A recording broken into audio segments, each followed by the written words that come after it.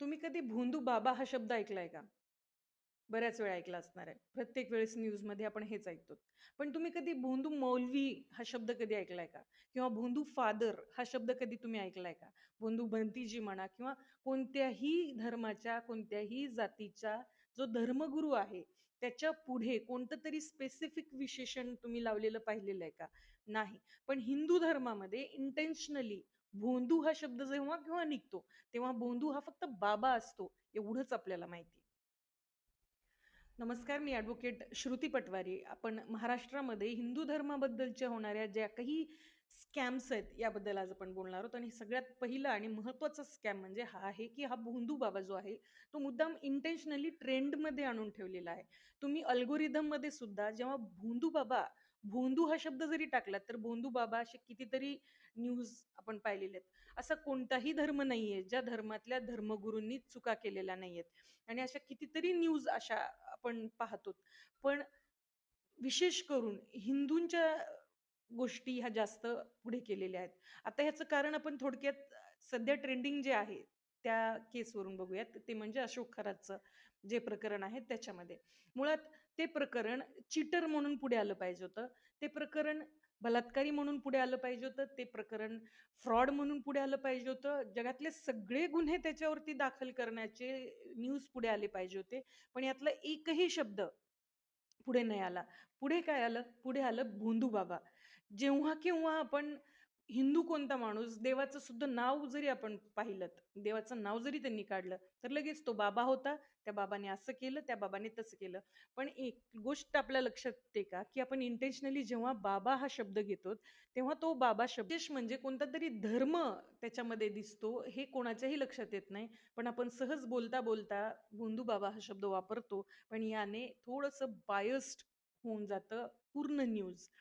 खरं पाहायला गेलं तर आपण अशोक खरात ह्या माणसाची जर पूर्ण लीगल टर्म्स आपण जर पाहिल्या, तर त्याचा जो व्यवसाय आहे, तो व्यवसाय करत होता. तो काही ट्रीटमेंट देत होता. आपण व्हिडिओ जर आपण पाहिले, आपल्याला विशेष अशी माहिती नाहीये, पण व्हिडिओज पाहिल्यानंतर एक गोष्ट आपल्याला लक्षात येते, की तो त्याच्या कॅबिनमध्ये काहीतरी थेरपी करत होता, काहीतरी ट्रीटमेंट करत होता. ती कोणती करत होता ते त्याच्या देवालाच माहिती. पण तरी सुद्धा जेवढे आपण व्हिडिओज पाहिलेत त्याच्यावरून आपल्याला एक लक्षात येतं, की तो काहीतरी कृती करत होता प्रत्येक आलेल्या त्या पेशंटवरती. मग सगळ्यात पहिली गोष्ट ही आहे, की मग असं म्हणलं जातं, दुसरीकडे असं म्हणलं जातं, की त्या ज्या महिला आहेत त्या व्हिक्टिम आहेत.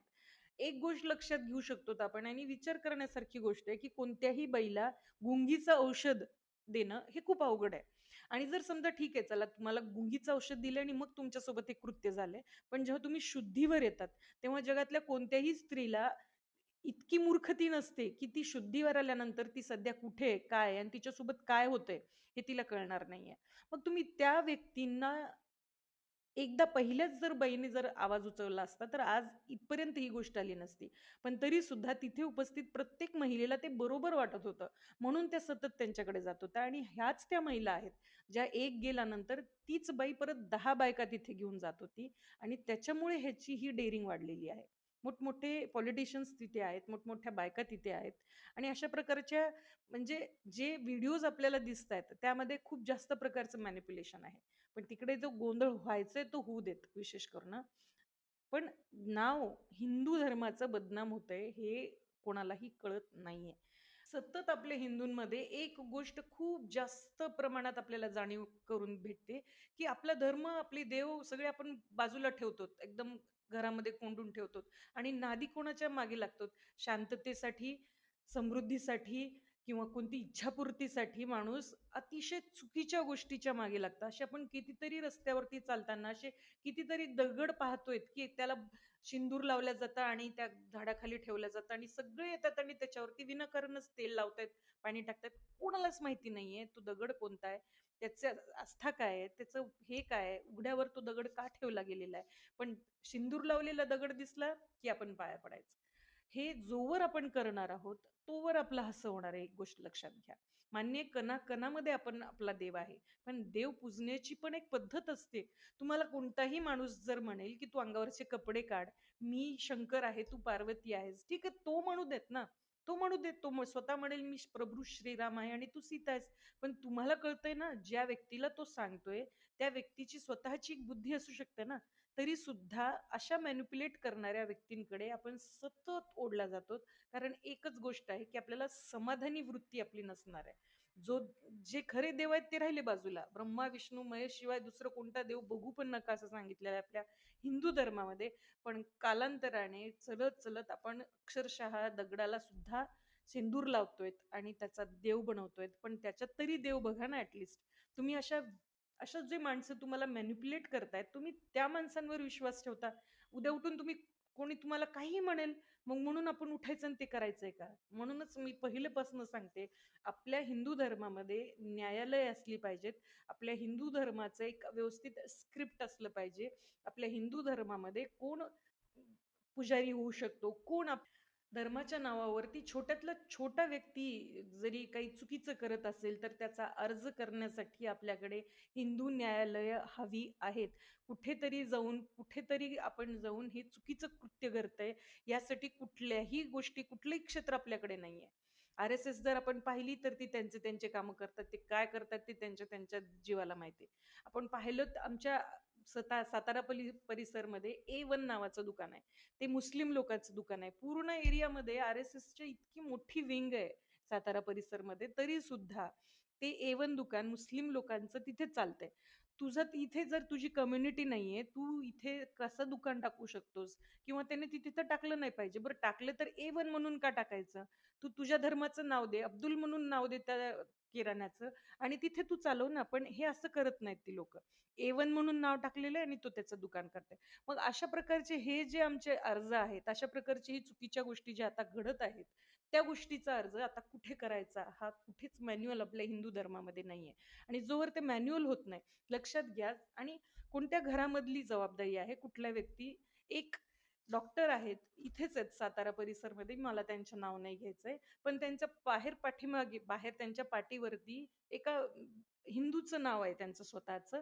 आणि मध्ये जाऊन आम्ही जेव्हा कॅबिनमध्ये बसलो, तेव्हा त्या कॅबिनमध्ये ख्रिश्चनचं सगळे कॅलेंडर ख्रिश्चनचं आहे. त्यांनी खुर्चीच्या वरती मोठं हे लावलेलं आहे.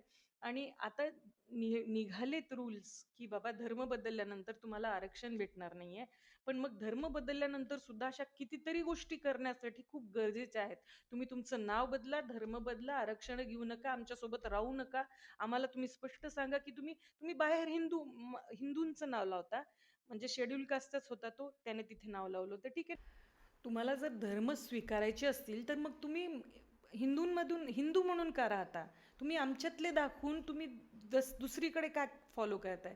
बरं, अजून एक गोष्ट मी सातारा परिसरमध्येच सांगते तुम्हाला, संभाजीनगरमध्ये, की इथे एक असं एक एक छोटंसं सभामंडप आहे असं म्हणायला हरकत नाही आहे. तिथे काही लोक आहेत, तिथे एकच जातीचा असा एक माणूस आहे ज्यानं कन्व्हर्जन केलेलं आहे, स्वतःचा धर्म बदललेला आहे.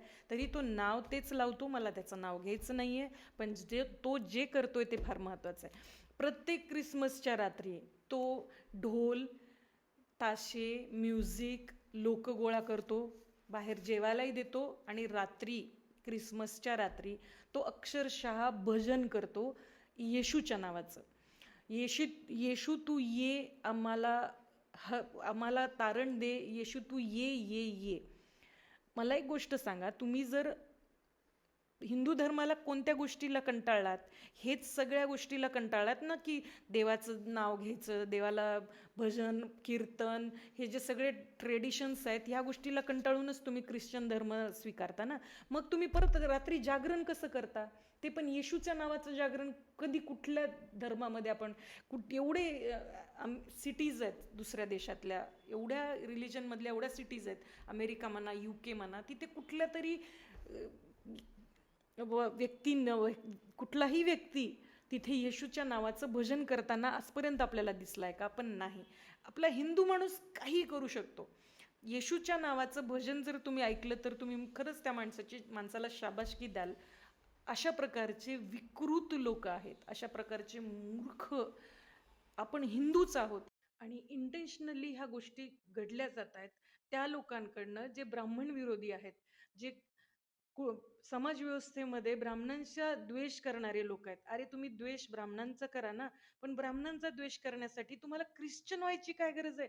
तुम्हाला मुस्लिम व्हायची काय गरज आहे? तुम्हाला या सगळ्या गोष्टी करण्याची काय गरज आहे? तुम्हाला राग धरायचा आहे धरा, मतभेद राहू द्या. पण हे जे तुम्ही जे करत आहात, त्यामध्ये तुम्ही खूप जास्त चुकीचा मार्ग अवलंबत आहात. हे देव जाणो ह्या लोकांना कधी कळणार आहे, हे माहिती नाहीये.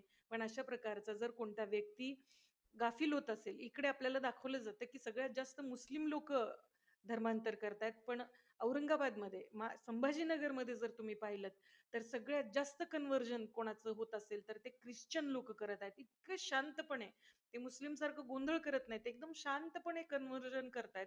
आणि इथे सातारा परिसरमध्ये खूप जास्त प्रमाणात लोकं आहेत, जे कन्व्हर्टेड आहेत आणि जे अजूनही ख्रिश्चन धर्म पाळतायत आणि नाव हिंदूचं लावतायत.